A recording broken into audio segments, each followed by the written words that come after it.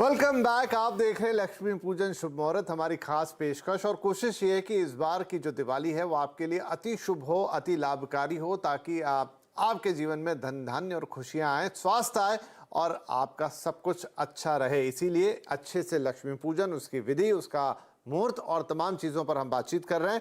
आचार्य प्रद्युम्न, अब ये भी है कि बहुत सारे लोगों को ये रहता है कि भाई हमारे स्वास्थ्य की भी, देखिए लक्ष्मी का आगमन बहुत अच्छी बात है, लेकिन स्वास्थ्य भी आजकल लक्ष्मी का दूसरा रूप हो चला है। क्या उसके लिए कुछ खास अनुष्ठान, कुछ खास मंत्र, कोई खास विधि, ताकि आप अपने स्वास्थ्य की भी बहुत अच्छी कामना करें और उसे प्राप्त करें?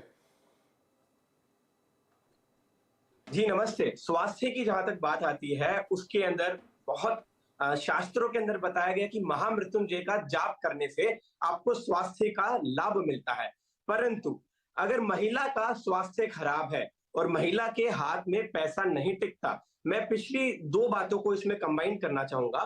पहली बात यह कि गुरुदेव ने भी बताया था, अभी मैं उनका सुन रहा था, भावना जी ने भी बताया था कि पूजा में कमल गट्टे का इस्तेमाल करें। पर पूजा में जिस समय पर आप कमल गट्टे का इस्तेमाल करें, उसमें छोटा सा मैं एक अमेंडमेंट बता देता हूं।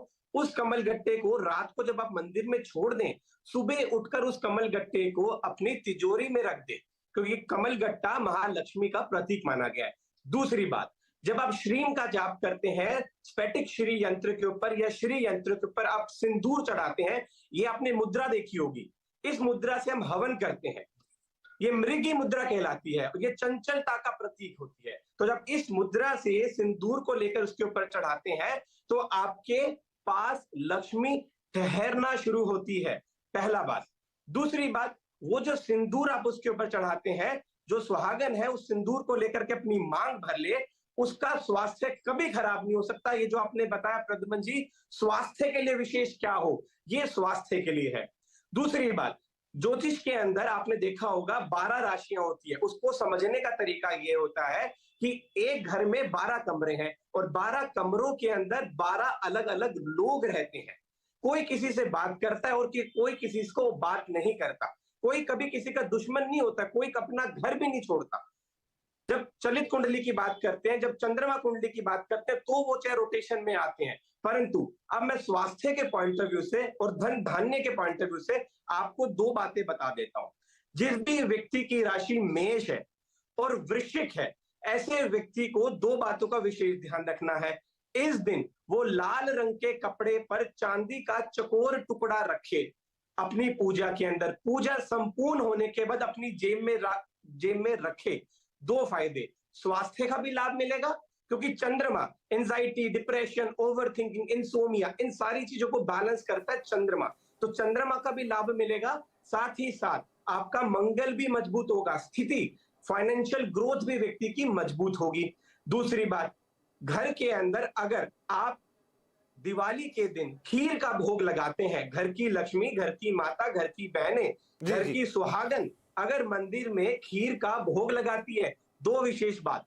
पहली बात, खीर के अंदर किशमिश जरूर डाले और खीर बनने के बाद उसमें केसर जरूर डाले। ठीक है आचार्य जी, क्योंकि अब बिल्कुल बिल्कुल मुझे लग रहा है हमने दर्शकों ने आपकी बात बिल्कुल नोट कर ली होगी। अब क्योंकि समय थोड़ी बाध्यता है मेरे पास, यहाँ पे समय समाप्त हो रहा है।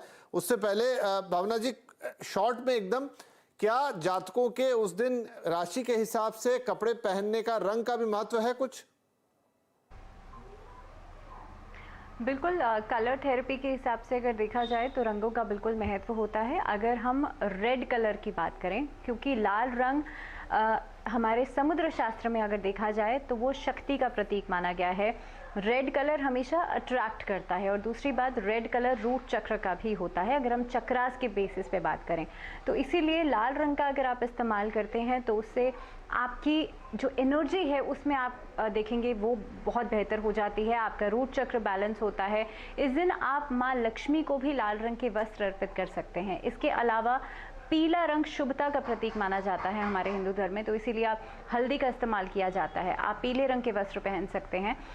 इसके साथ साथ ही अगर आप अपने मन को शांत करना चाहते हैं, यानी कि आप चाहते हैं कि आप बहुत ज़्यादा एंग्शियस होते हैं, स्ट्रेसफुल रहते हैं, तो इस दिन हल्के रंग के कपड़ों का इस्तेमाल करना भी बेहद खास रहेगा। कोशिश करें आप लाइट कलर का कुछ भी पहने।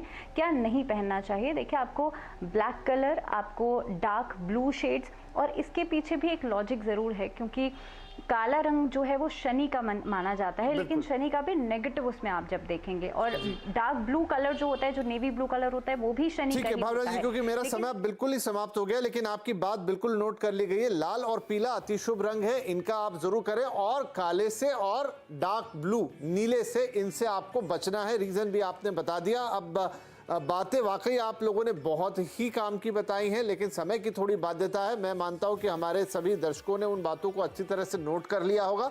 वैसे भी अगर ये कार्यक्रम आप कुछ बातें आपको लगे कि अब ये मैं भूल गया या नोट नहीं कर पाया, तो यूट्यूब, ट्विटर, हमारे फेसबुक हैंडल्स पे सब जगह आप जाके दोबारा आराम से जितनी बार इसे लूप में लगा के चाहें सुन लें। लेकिन हमारा ये पूरा कोशिश है, प्रयास है कि आपका इस बार का लक्ष्मी पूजन सही विधि से संपन्न हो, ताकि आपके घर में सुख, शांति और समृद्धि का वास हो। आप तीनों ही मेहमानों का, आचार्यों का इस कार्यक्रम में पधारने के लिए बहुत बहुत आभार, और सभी को दीपावली की शुभकामनाएं। नमस्कार। हरे कृष्णा।